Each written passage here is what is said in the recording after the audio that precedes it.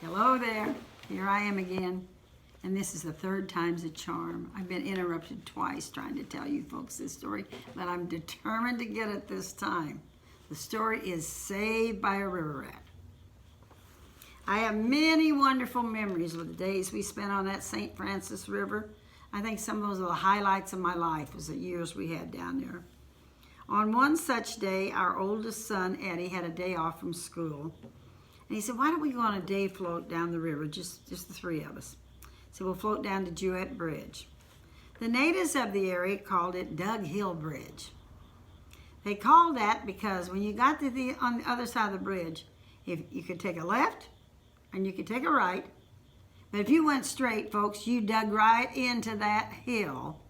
So that was where we got the name Dug Hill Bridge. We drove to the cabin the night before, planning to hit the water early in the morning. As planned, we were up early and greeted by the cool morning air. I love those mornings in the fall. There were several days that we had like that in that fall. I fixed us to-go breakfast of hot egg sandwiches. I wrapped them up good to hold the heat in them. I always took a thermos of coffee for myself and a health drink called Switchel, S-W-I-T-C-H-E-L, as a cold drink, as well as cold water. We would float through 3 holes of water and then stop for our breakfast. Our lunch was cold packed, and we would enjoy it later in the day and further on down the river. My little dog, a Maltipoo named Poupée, was always the first one in the boat. She would go down and sit. You can mention you were going on the river or anything about the river, and that dog would be down there. She'd go down there an hour and sit in the boat and wait for you. She was real patient, but she didn't want to miss getting out on that river. As I recall, the day was just beautiful. A little mist in the air, not rain, but just kind of like a little haze or something early in the morning. You could kind of feel it on your skin. It was coming up off the water. Just a beautiful day. The chute or riffle downstream from our cabin you were always able to navigate it if the water was right, if it was the right height. But if we had a lot of no rain, you would have to pole through it. And that was when we learned that you didn't need plastic paddles, you needed wood ones, because could push the boat through there with those paddles. You kind of learn as you go along. But I tell you what, there's nothing else like the St. Francis River. No matter what it is, it's an awesome river. We seem to always have a special escort, always waiting for us at every hole, the great blue heron. The herons acknowledged our presence by announcing a crude squawk to all who lived in his territory. I always wondered what the translation might be of that crude squawk. It was something like, intruders, intruders, intruders. Because it wasn't very pleasant to the ear, I can tell you. Some folks might have thought that the same heron escorted you on the entire trip. I used to think that when we first were floating the trip, and I figured out, no, each hole of water has its own resident heron. We floated along nicely until a little after lunch, at which time we noticed the wind started picking up really a lot. My husband had left our truck down at the Jewett Bridge. Our landlord had given him a ride back so we'd have transportation when we got down there. I asked the guys, was it supposed to rain today? No, they replied. I said, it's supposed to be really a clear day. I probably replied with my usual, well, that's Missouri for you. If you don't like the weather, just wait 15 minutes and it'll probably change. We were in the middle of one of those real long stretches of water. They always appear to be so smooth and nothing's wrong, but boy, they can get ugly too sometime. And when that lightning started, that sky opened up like the grand finale of the 4th of July celebration. You could just feel the electricity in the air, and the sparks were just flying everywhere. And I was really scared.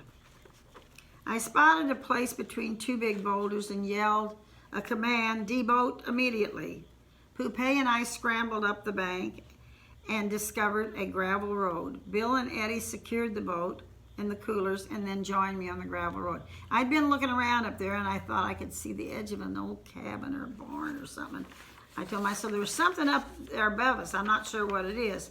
Well, we walked on up there and we got up there was a house across the road from it. But that house didn't look like there was anybody at home. But we noticed something else at that house, let me tell you. There were two huge dog houses. But that wasn't scary as what was around those dog houses. There was a deep, worn path where these dogs made a thing real deep around that. At the end of the change, there was no dog. The dog was somewhere else. So that kind of made us wonder where the dogs were. Well, folks, you ever heard of being caught between the devil and the deep blue sea? That's where we felt like we were. It did not take a rocket scientist to figure out that the residents of those two dog houses were a real threat to our situation. We all walked up on the porch and knocked on this brand new screen door, but no one answered the door. It looked like there was no one home. The thunder and lightning was still bouncing around us when we heard another noise. Two big four-wheel drive trucks, and they had two escorts. Two big pit bulls were ahead of the trucks. Folks, I'm here to tell you, I just about committed my first crime there. I think they call it breaking and entering. I was just about to go through those folks' brand new screen door. Those dogs with their flaring nostrils and snarling teeth had backed all of us, three of us, up against the wall. I had tried to hide Poupée under my jacket. I thought that she might look like an Oreo cookie to him. The owner of the house was a good old boy named River Rat. He had full command of his dogs. He spoke to them and they immediately backed off. They really didn't offer to bite us, but they were sure holding us on that porch. We couldn't move. Took a few minutes to stop shaking and get acquainted with these nice folks. We soon learned that we knew a lot of the same people. It's a small world, you know. I found out that this guy named River Rat was a brother to a good friend of mine, the one who's been my sign painter for all the Earth Mother signs in all the years I've been in business. And they're just fine folks. After the storm passed, these nice folks gave us in the canoe a ride back to the bridge as the rain had set in for the day.